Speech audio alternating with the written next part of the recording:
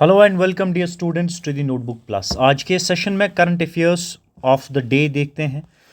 22 दिसंबर 2025 के current developments क्या रहे हैं which are important for your examination, वो करंट डेवलपमेंट्स आज हम देखेंगे। और इस सेशन में करंट अफेयर्स के साथ साथ हर एक सेशन में हम करंट डेवलपमेंट्स को देखने के बाद एमसीक्यूज़ भी प्रैक्टिस करते हैं और वन लाइनर से हम सारे करंट अफेयर्स जो हम कवर करते हैं उन्हें रिवाइज भी करते हैं।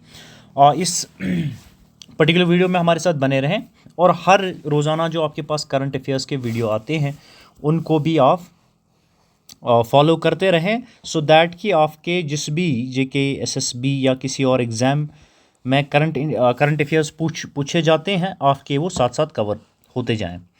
अनाउंसमेंट डियर स्टूडेंट्स ये है कि हम जेके एसएसबी जो पुलिस कांस्टेबल के रिक्रूटमेंट पोस्ट्स निकले हैं 1815 पोस्ट्स निकले हैं। जेके एसएसबी पुलिस कांस्टेबल के 1815 पोस्ट निकले हैं। उसका हम फ्री वीडियो लेक्चर्स जो है फ्री कोर्स आपको पढ़ाएंगे on this platform notebook plus. YouTube पे आपको पढ़ाया जाएगा। यूट्यूब पे पूरा आपको ये फ्री कोर्स पढ़ाया जाएगा। सारे सेक्शंस जो इम्पोर्टेंट जो सेक्शंस है इस एग्ज़ामिनेशन के वो सारे आपको कवर कराए जाएंगे। इसके अलावा अगर नोट्स या बुक्स इम्पोर्टेंट जो हैं इस जेके एसएसबी पुलिस कांस्टेबल के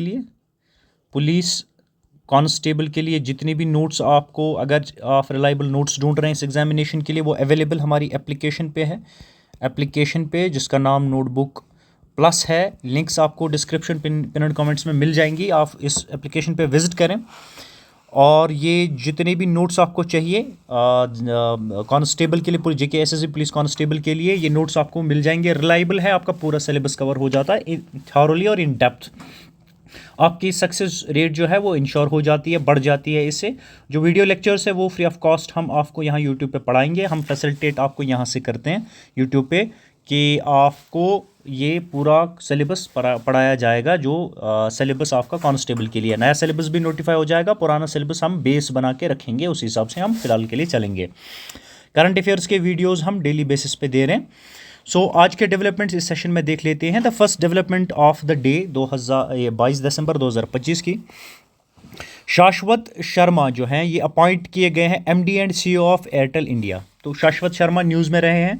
क्यों न्यूज़ में रहे हैं? Because he has been appointed as MD and CEO of Airtel India. Airtel India के ये सीईओ अपॉइंट किए गए हैं। ये डेवलपमेंट आपने याद रखनी है डियर स्टूडेंट्स। डिटेलिंग थोड़ी, जो भारतीय एयरटेल है, इंडियाज़ लीडिंग टेलीकॉम कंपनी है, ये has announced a comprehensive leadership change at top management level in December 2025 effective from January 1 2026।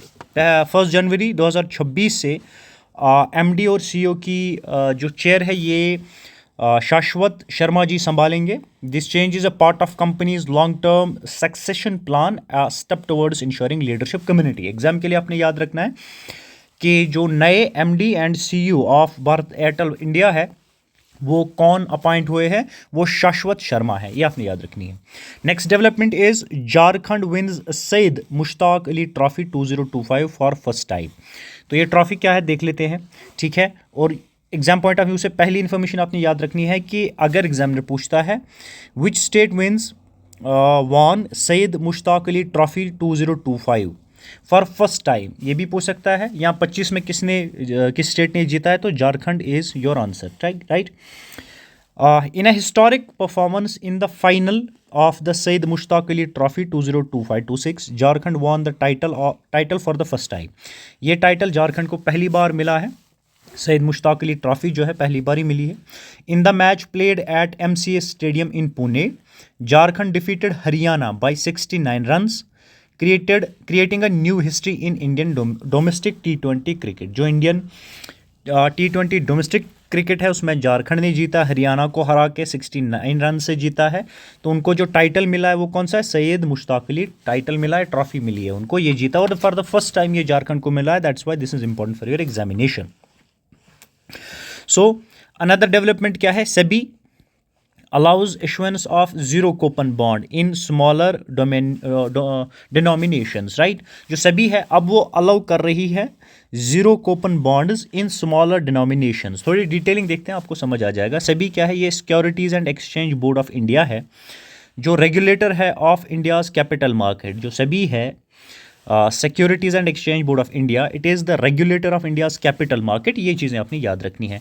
This सभी has announced a significant reform on December 18, 2025 allowing, what is this reform? ये reform क्या है, इसने allow किया है अब इशू हो जाएगा zero Köppen bond in smaller minimum denominations. For example, denomination सबसे कम पैसे में भी अब ये जीरो कूपन बॉन्ड इशू होंगे। मिनिमम जो इसका डिनोमिनेशन रखा है वो क्या है, ₹10,000। अब जीरो कूपन बॉन्ड जो है 10,000 में भी इशू हो जाएंगे। This move is considered crucial in making India's corporate bond market more inclusive and accessible. अब अगर ये zero coupon bond smaller denomination में अवेलेबल हो जाएंगे तो इसमें बहुत सारे लोग अब आ जाएंगे जीरो कूपन बॉन्ड परचेज करने के लिए, ठीक है।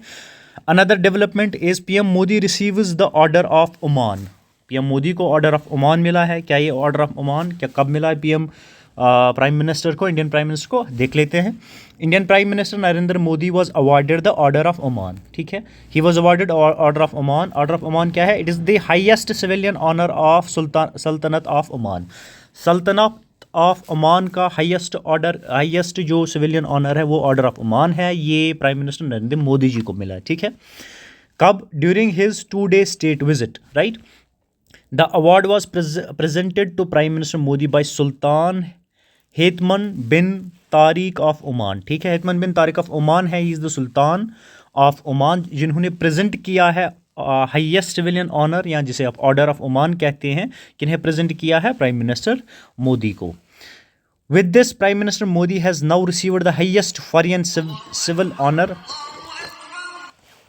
highest civilian honor from 29 countries, right? An extraordinary achievement for any Indian prime minister। ये important आपको याद रखना है कि इस ऑर्डर को लेने के बाद, इस ऑनर को लेने के बाद, हाईएस्ट सिविलियन ऑनर को लेने के बाद, जिसे हम ऑर्डर ऑफ ओमान कहते हैं, अभी तक 29 कंट्रीज से फॉरेन, जो हाईएस्ट फॉरेन सिविलियन ऑनर्स हैं, ये 29 कंट्रीज़ ने हमारे किसी प्राइम मिनिस्टर को दिए हैं। वो present prime minister of India है प्राइम मिनिस्टर मोदी, ठीक है।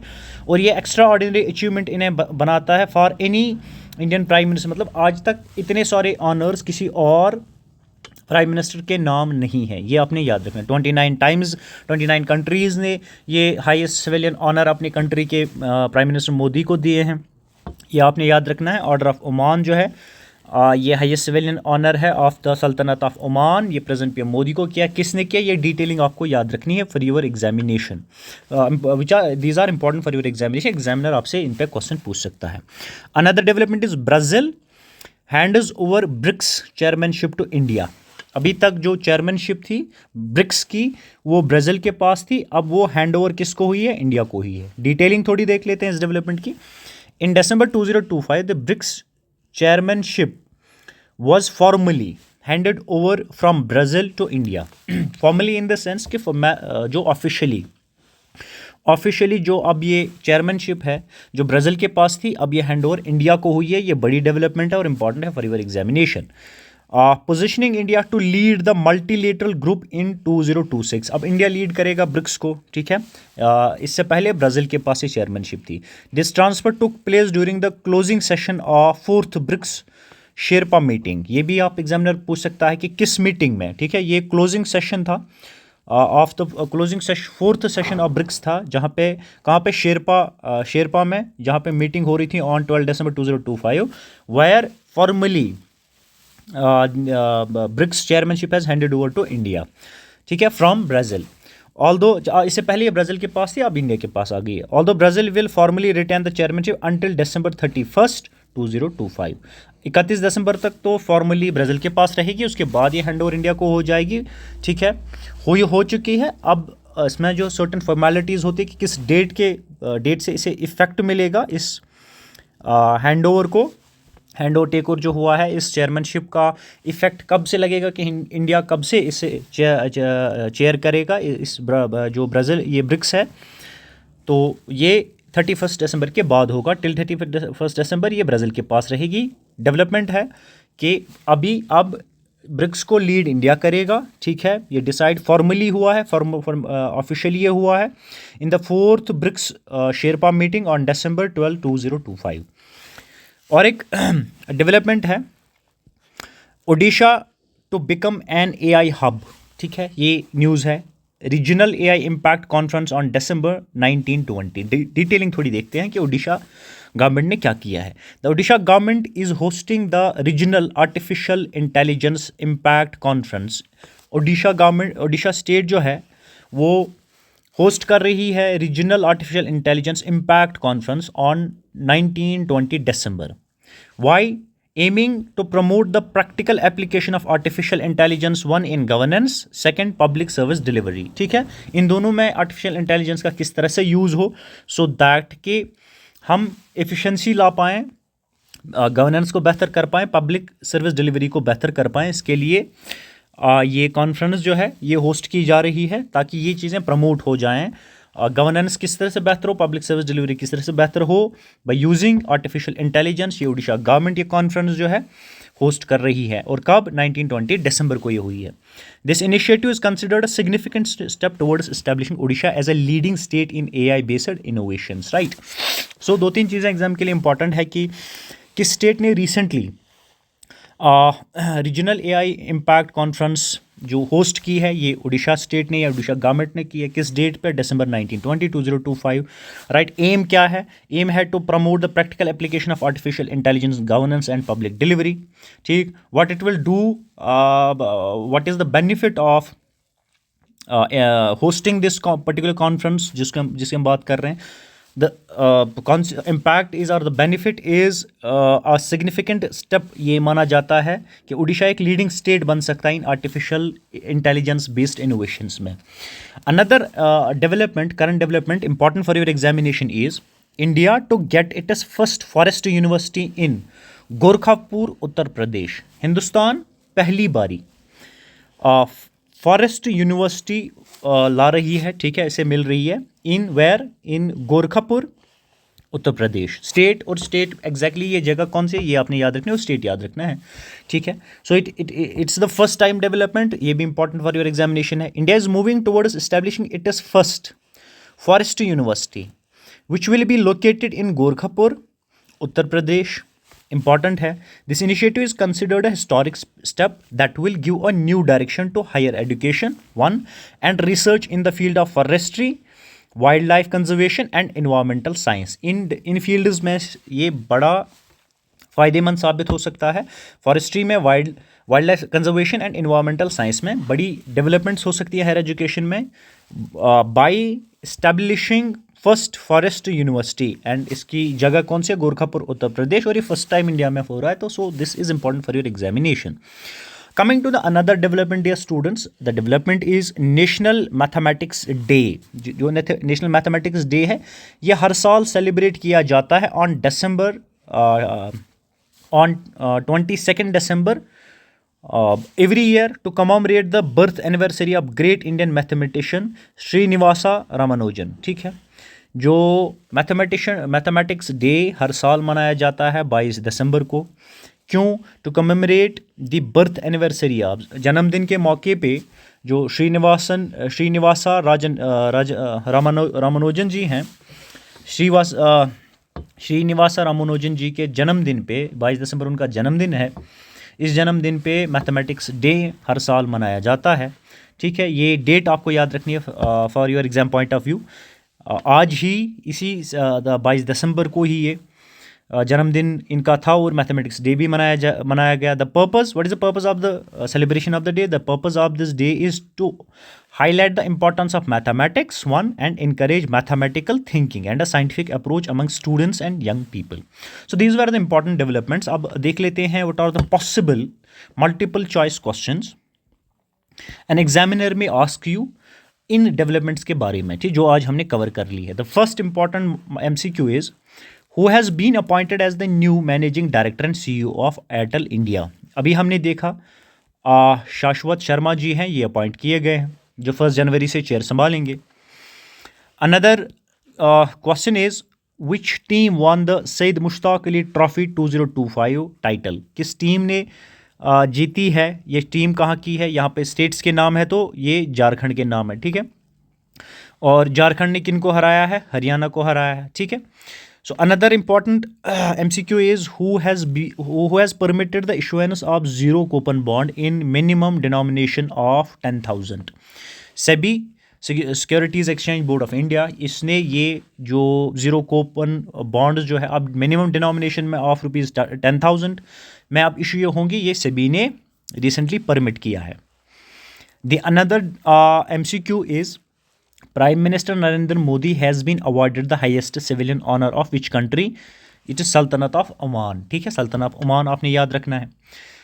Another MCQ is for which year has the BRICS chairmanship been handed over to India? It is the year 2026, जनवरी 1 2026 से अब ये जो ब्रिक्स को लीड करेगा वो इंडिया करेगा। इससे पहले कौन लीड कर रहा था? ब्राज़ील कर रहा था, राइट। ये भी आपने याद रखना है।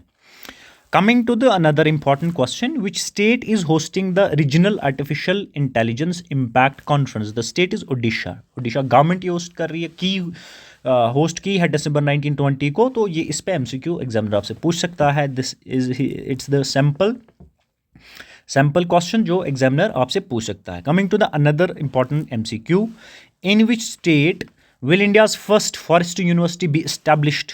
It is the state Uttar Pradesh, Gorakhpur, right. Gorakhpur place भी आपने याद रखनी है और स्टेट भी याद रखनी है।